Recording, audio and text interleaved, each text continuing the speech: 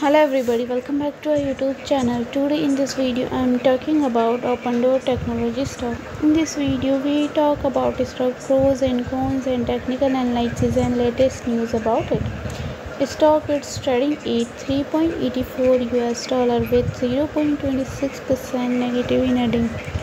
We can easily see stock was volatile for a day. The volume of stock was recently not all-time high. So the fundamental stock is much not better for today. Before buying and selling the stock, please consult your financial advisor.